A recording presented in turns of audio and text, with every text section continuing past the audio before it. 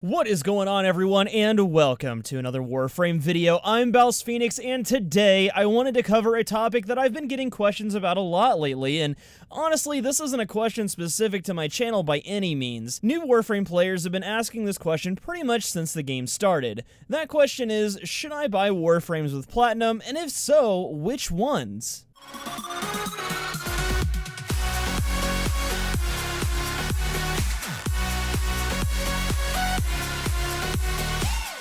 Now, before we get into all this, I want to preface this video by saying ideally, you wouldn't want to spend your hard-earned platinum on something as easily gotten as a non-prime Warframe.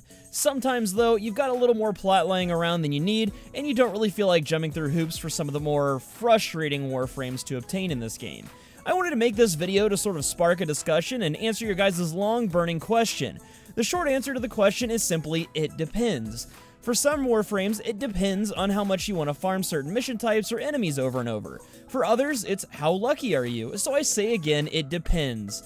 Regardless, I've gone ahead and put together a short shopping list of Warframes I think are worth dropping a little plat on because, for one reason or another, I found them difficult to acquire. Our first Warframe is the non-primed version of Ashe. He's Warframe's true ninja assassin frame, and like many of the other frames on this list, his normal version is almost harder to get than the primed version, because in order to get him, you pretty much have to kill a ton of Grineer Manics, which are a very rarely seen Grineer enemy that only spawn under certain conditions. Now, Bouse, you might be saying, can't you just fight Teal Rigor and kill the Manics that are guaranteed to spawn during his fight?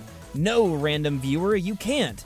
Those are Drekar Manics, and they don't drop as parts. What you can do, however, is get groups together to run the 8-man Law of Retribution raid, because Manics spawn there very commonly. Honestly though, this is all super pointless, as the prime version of Ashe is easier to get, looks cooler, and is overall better stats-wise. I only recommend getting this Warframe if you're a completionist or you really want the easy mastery rank points from leveling him, and you don't want to jump through all of the farming hoops. Only then would I say it's worth it to spend the platinum on him. Moving on, our next Warframe is Equinox, and she absolutely sucks to farm because she's currently the only Warframe in the game that you need 8 pieces to build. I remember when Equinox was first released, and it took me an entire 7-hour Twitch stream just to farm all 8 pieces. You can then imagine my surprise when I got all the parts back to my foundry and discovered that without rushing the parts, Equinox would take almost a week to build, and that's if I was diligent in checking my foundry every day. Now, for those of you that are new to the game, you may not know the Equinox doesn't have a prime version, so there really isn't any alternative here but to farm for her parts by fighting Tile Rhaegar over and over and then build her the old-fashioned way. There is, however, the option of buying her with platinum.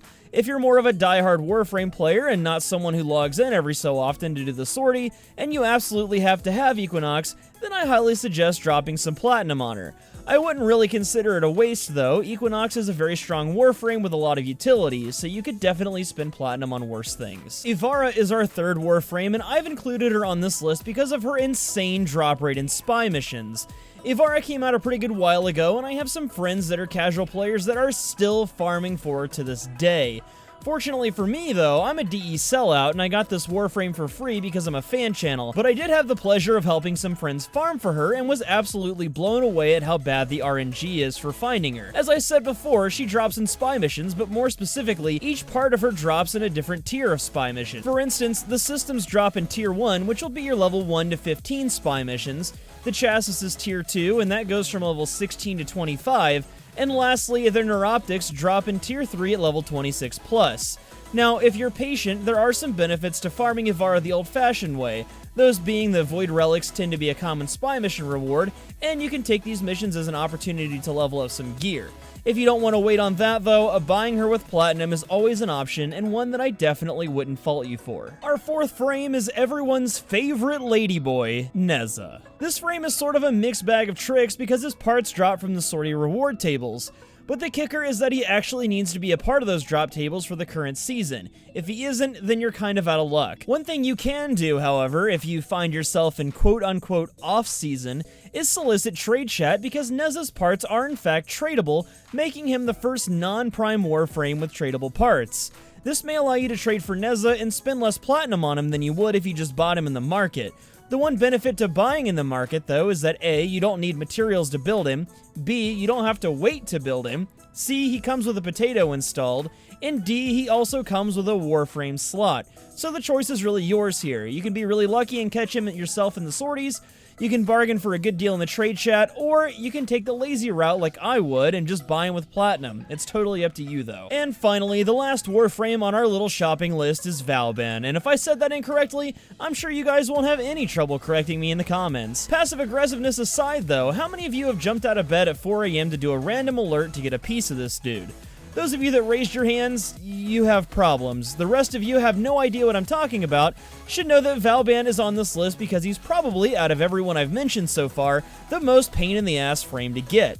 The normal version of Valban can currently be obtained by extremely lucky login rewards, or by completing random alerts that offer his components as rewards. Total honesty here, I was not lucky enough to see those alerts as they happened at the most inconvenient times, and eventually I just broke down and bought him. To be totally honest though, you'll have a much easier time getting the way cooler looking and stat improved Valban Prime, and that's not even saying much as he still needs a boatload of Nitane to build. To conclude, I hope it goes without saying, you shouldn't even waste your time with a non-prime version of Valban unless you're completing your codex and getting that sweet, sweet mastery fodder. And that's gonna do it for me today, ladies and weeaboos. I hope this video helped to steer some of you in the right direction, and to those of you that disliked the video, I'm glad I made you feel something in your cold, dead hearts today. For the rest of you though, if you enjoyed this video, don't forget to be cool and leave a like down below. If you're new here, consider subscribing. If I get enough subscribers, I might finally be able to save up for those toe implants my girlfriend wants me to get. Until next time though, I'm BouseFeenux, I'll see you at the next video, and as always, thank you so much for watching.